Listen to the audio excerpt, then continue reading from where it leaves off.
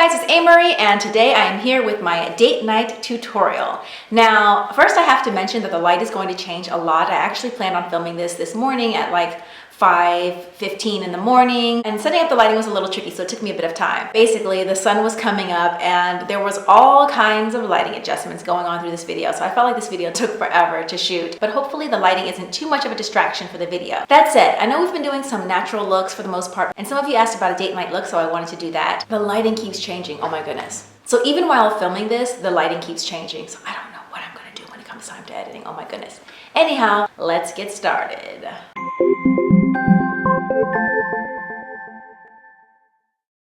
I just realized that I didn't tell you that I was putting on the primer and I was thinking it was going to be a voiceover video, but I actually like to talk live. So I was using the Amerie Invisibler, and now I'm using the Makeup Forever in a blend of 173 and 153. Even though it's nighttime and this is date night, I'm using that primer because it really is a great primer. It's just really smooth, like I love the way the foundation goes over it. Now I'm going in with my HD Invisible Cover Stick, the temple area. You can really play with contour at night, especially because this is date night. So if you're doing like, let's just say the dinner and the movie thing, you can really take advantage of low lighting situations, which is so great for contouring. This is the Sensual Skin Concealer in SX08.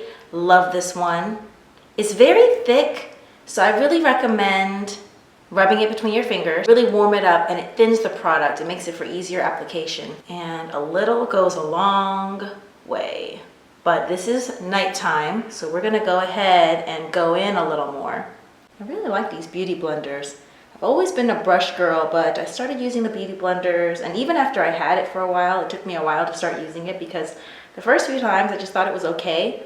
But then when I tried it again, somehow it was just much better. I don't know why it wasn't working for me that well the first time around. Still like brushes too though. Whenever we get close to the eye, I like to go in anyway by hand. And I'm just gonna just boop, boop, boop, boop, boop. I kind of feel like we're getting ready at night. This is kind of how things go down whenever like it's a girl's night out. Except usually I'm doing everyone else's face and then explaining all the stuff that I'm explaining to you right now. And my makeup isn't done, and then we usually have like 10 minutes left. I'm left to scramble getting myself together for 10 minutes. That's usually how it happens. But that's okay. So now we've got that contour. I like to do the nose last. I like to do my contour first, then I do my highlight, and then I like to do the nose contour separately. I'm using a MAC Select Cover Up. This is in NC50. The reason why I like this versus the cover stick is because it's darker, number one, and it dries very quickly. So any of the contour that I put on my nose, especially because that's such a slick area, it's not going to move. Little goes a long way, and that might have been too much. Oh wow, how I'm going to do this. I put this mirror over there on top of the light. I'm going to use 2 fingers. I always do this, and I kind of do this nodding motion. I'm not bringing it up too high because I like to keep this area very natural. And now I'm going to go over with cork a tiny bit, and then I'm going to go like this because I don't need a lot of product on the brush. And this is just to help set it and to blur that line.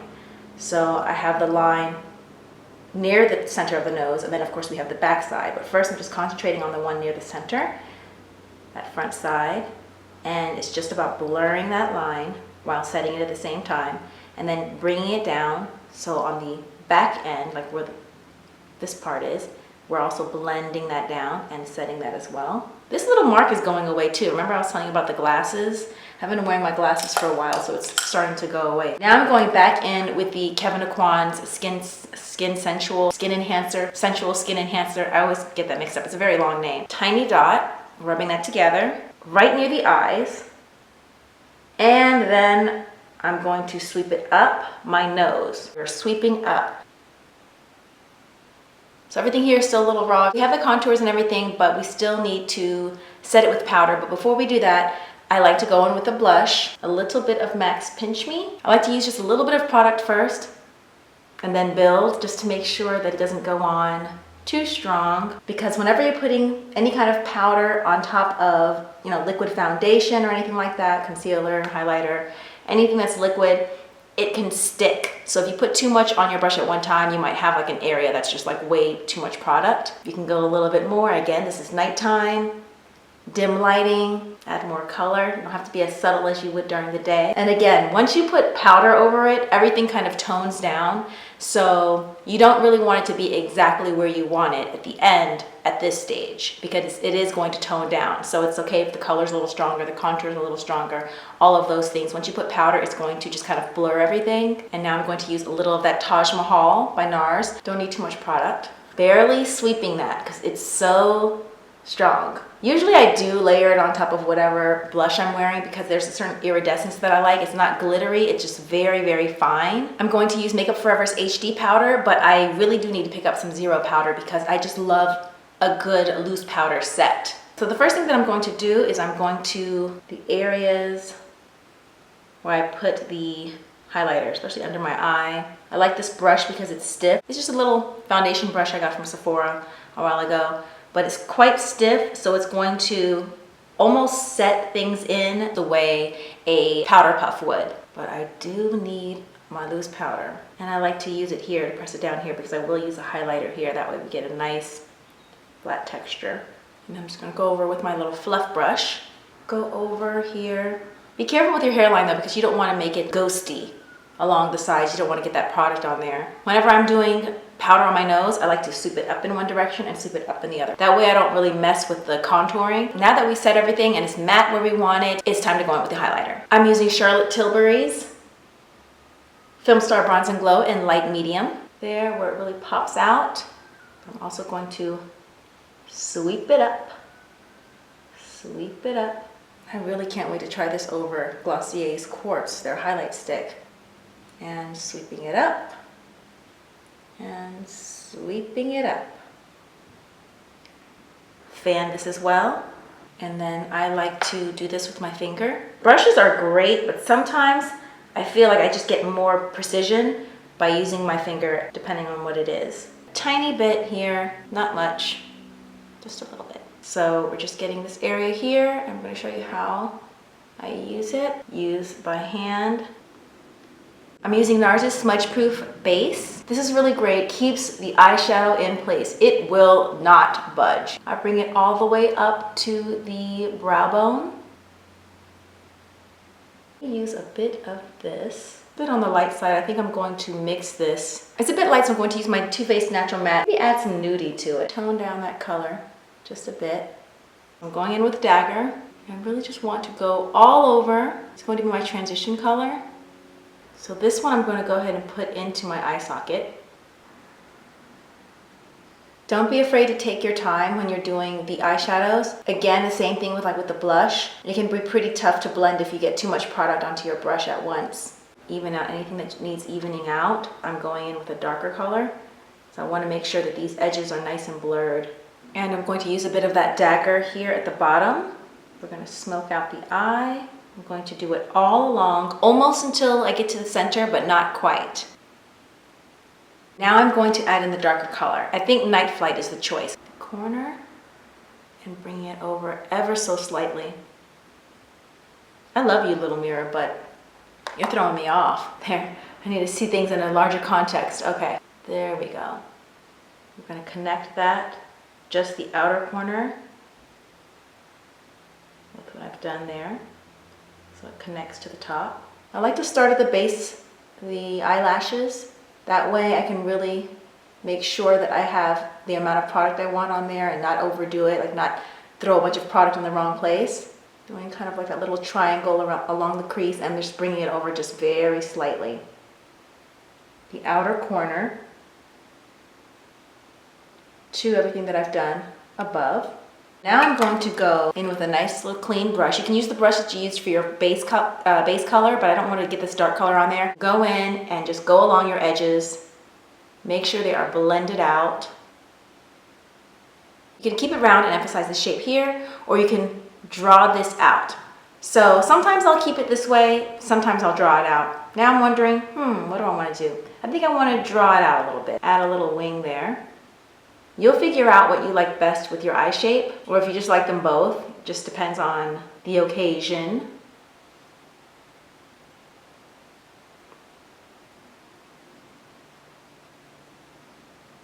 And just a bit of blending to make sure that there aren't any harsh lines. Now I'm just going to add a hint of shimmer on the lid, just a hint.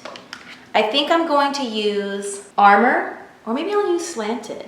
I'm going to use slanted for just a hint of shimmer here. And for extra shimmer, I'm going to dampen that little tip of the brush, just barely, not too much. You just want to add a tiny bit of water to it. Maybe put a little drop in your palm, and then dip the brush in the water, and then lightly press very gently. When you add water to an eyeshadow, it gives it a little extra pop, especially if it has any kind of glitter or any kind of shimmer. And I think this will look really pretty. When the candlelight hits your eyes, he'll be mesmerized. And now we need to add some liner. I am using my Aqua Black by Makeup Forever. Really love this little pot. Don't need to do a wicked line. Doesn't have to be too dramatic.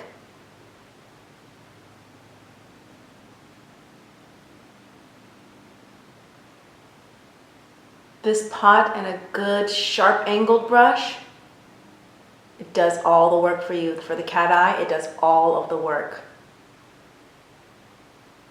I like to get that shape and then I fill it in after.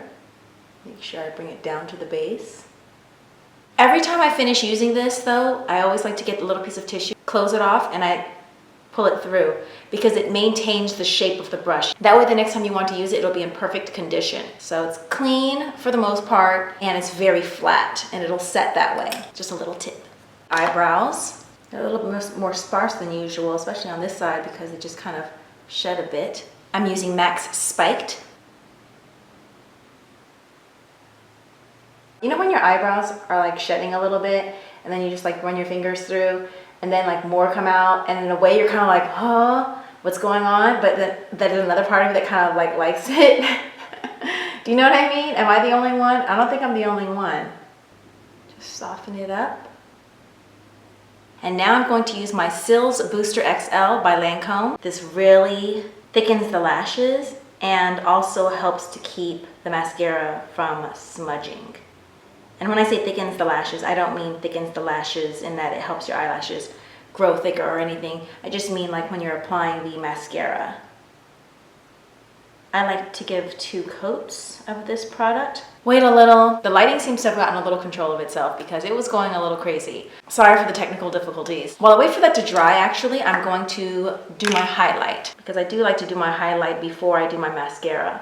I'm going in with NARS's Hollywoodland pointed brush to just get that area nice and smooth and make sure I bring it into the inner corner where the pencil couldn't reach.